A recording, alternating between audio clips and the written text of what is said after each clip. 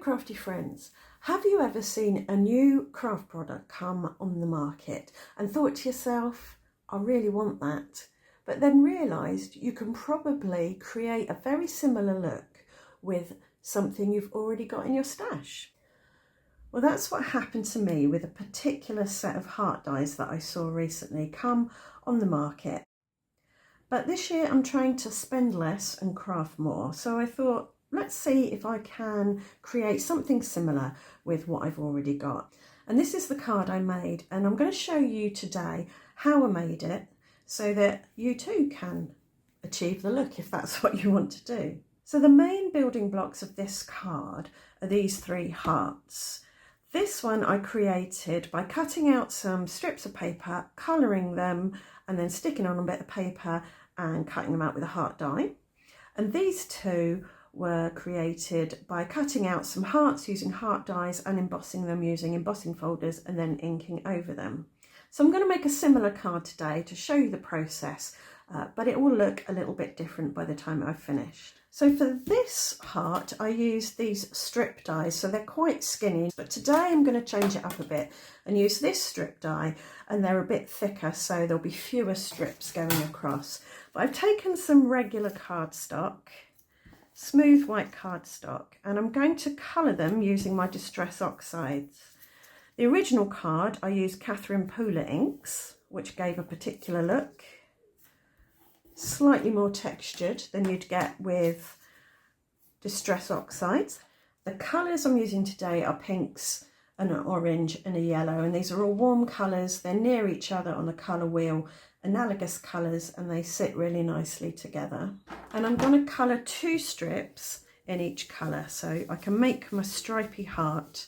I'll probably have a few left over, but that's okay. Always like to make a few extra just in case I make a mess with one of them.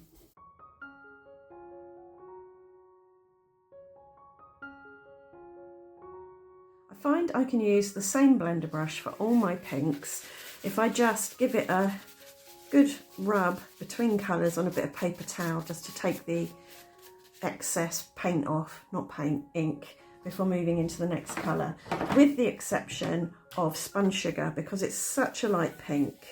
It really does need not to be contaminated with anything else, so it has its own dedicated blender brush.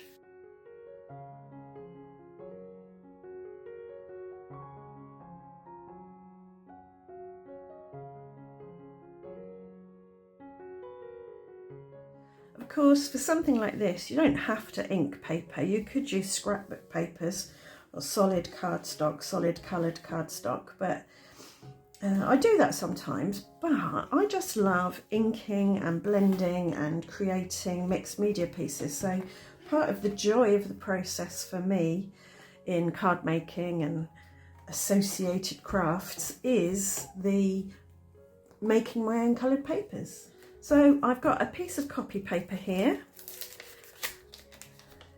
because it's nice and thin, and I'm going to put some double-sided sticky on it because I want to stick all my coloured pieces down.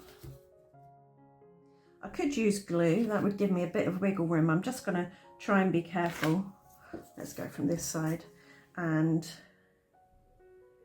not stick them down too previously. So I'm going to create a repeating pattern starting with my darkest colour or my most saturated colour at the top, that's picked raspberry, and then going down to, that is warm lipstick, and I'm going to pop in an orange, dried marigold, and then saltwater taffy. Oh, I keep sticking myself to the double-sided sticky. Then spun sugar, then scattered straw, there we go, and then do the same again. And of course you don't have to just do hearts with this, you could do any shape. You can create some stripes, some strips, and then die cut from that any shape you like. There we go. Now I'm just going to cut this down with some scissors and then we'll die cut our heart. So I think I want this kind of symmetrical. So I'm going to put the 2 points of the heart in the middle of this pink, and then both edges of the heart will finish on the darker pink, the picked raspberry. So I want to get some tape to take that down.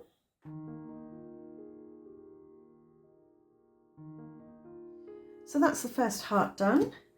Next, I'm going to cut this heart from white cardstock, smooth white cardstock, and on this I used this embossing folder from Cuttlebug, which has got different size circles on it, and that's quite fun. But today I think I'm going to use this die, but instead of die cutting, I'm going to use it to emboss the circles onto the heart. So I'm going to line this up on here so that it is symmetrical. So I've got the same amount of these circles sticking out from that side as that side. And to hold it in place, I think one of my sticky back notes will do. So to emboss with a die, I'm using my usual sandwich, but with the plates in a different order. So that's the big thick plate at the bottom, one of the cutting plates, the die with the cutting side up, then the rubber mat, and then the other cutting plate. So there we have our heart embossed with the circles, and I rather like that. On this little heart here, I used a wobbly grid embossing folder to make the pattern, but on this one I'm going to use this cross stitch embossing folder because they remind me of X's, and it's you know, a love card, XOXO, etc. So I'm going to use this to emboss, and again I kind of want to get it symmetrical so it looks balanced and meant to be. So there we go, we've got some little crosses on our little heart. I don't know what make this folder is, another charity shop find, but it's got no branding on it. So these two need to be coloured now. Let's just flip this over to use this as a pretend back of the card because I want to decide what colours to use. So the arrangement will be something like this again. So I'm thinking warm lipstick for this one, and then this one I think I might do in dried marigold again, just to get a balance of colours around and about. Right, let's do that.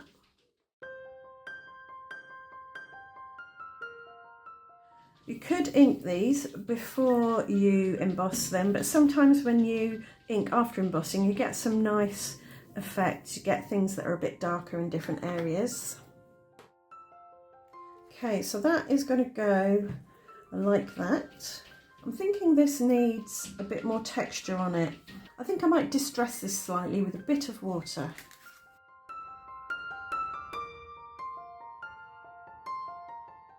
And on this one, I'm just going to spatter on some gold for a bit of shimmer and shine and added interest.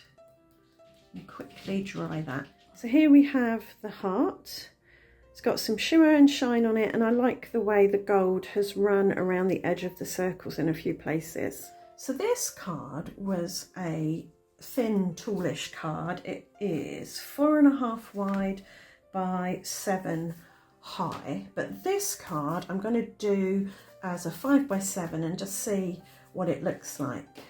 On this card I did some stenciling in the background with a little heart stencil. I'm not sure if I'm going to do that this time. I might do some spattering instead, although we already have spattering on this first heart. So this was the stencil I used on the original card. I think I'll use this one, which has different sizes on, so larger at the bottom, smaller at the top. Just want a little bit peeking out here and there. I don't want to overwhelm the card or make it less clean and simple. But what I think will help is if I cut some masks out of my post-it tapes and stick those on where I want these hearts to go, then that'll help me decide where I want my stenciling sticking out. So I've got my masks down, and I'm going to use Sponge Sugar because it's the lightest colour, and just create a little bit of subtle texture in the background.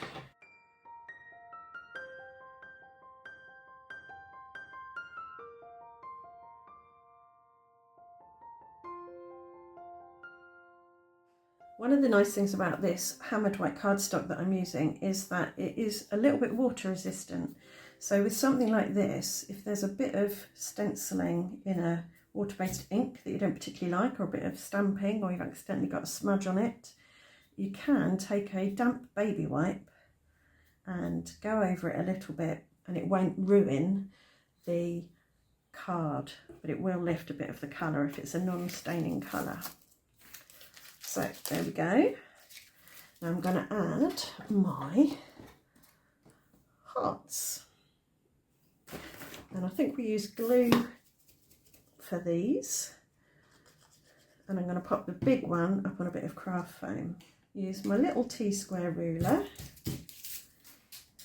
to make sure my heart is on the card straight. So just line up the point there with the point there.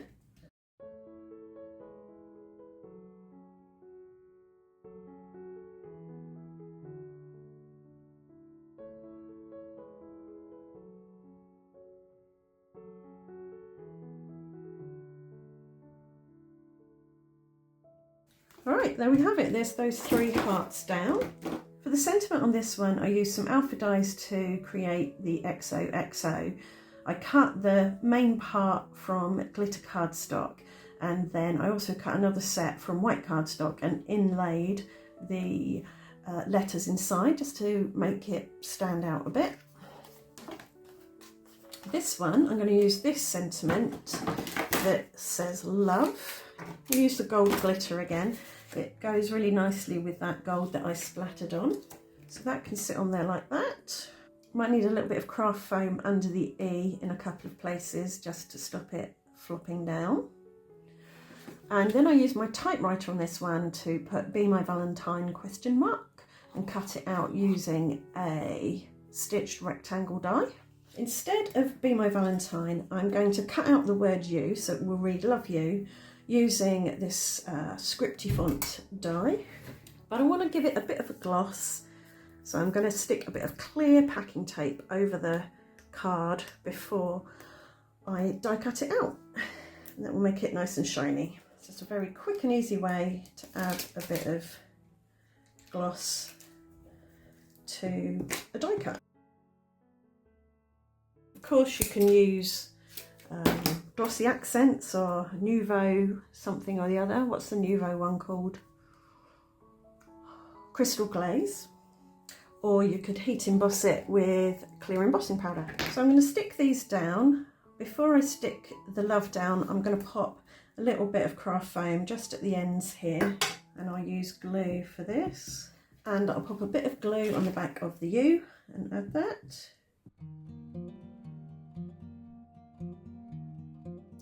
On this one, I used these white pearls. They're quite nice, unobtrusive. But I think because we've gone for a bit of a gold theme here as well as in the sentiment, I'm going to use gold Nouveau drops again.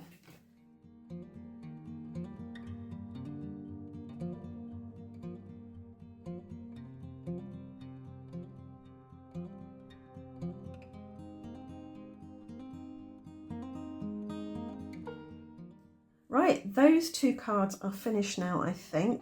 Which one's your favourite? I like, this one's a bit more pastel, which is nice, but I think the stenciling is a bit obtrusive. But I do like this one. I think I like the thicker stripes on that card and the bolder colours, so I'm thinking this one might be my favourite today. Let me know in the comments which one you like best and why. It's always good to have that kind of feedback. Different people like different things for different reasons, and it gives me ideas when people feed back what they might have done differently on a card that I've made. And I think I've successfully, to my satisfaction, recreated the look with those dies that I saw and thought about buying. So I'm not going to go and buy them, which is good news for my bank balance, not such good news for craft companies. But I do think it is a good idea to think before we buy and see if there's anything in our stash we can use to recreate or simulate new products that come on the market. And I think having the strip dies and the heart dies and all the other dies that I've got makes the whole thing much more flexible. Let me know what you think on the matter in the comments, and I'll see you back here very soon for my next video. Thanks for watching. Bye for now.